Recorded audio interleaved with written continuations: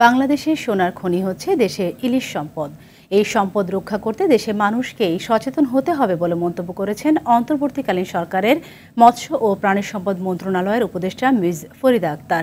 দুপুরে শরীয়তপুরের নড়িয়া উপজেলার সুরেশ্বর লঞ্চঘাটে ইলিশের প্রধান প্রজনন মৌসুমে মা ইলিশ সংরক্ষণ অভিযান 2024 উপলক্ষে সচেতনতা সভায় তিনি একথা বলেন। 13 অক্টোবর থেকে 3 নভেম্বর পর্যন্ত সকলকে শরীয়তপুরের পদ্মার অভয় আশ্রমে মাছ ধরা থেকে এবং ইলিশ বিক্রি করা থেকে বিরত থাকার আহ্বান জানান তিনি। সুরেশ্বর মাছঘাটকে মৎস্য অবতরণ কেন্দ্র হিসেবে গড়ে তোলার ঘোষণা দেন তিনি।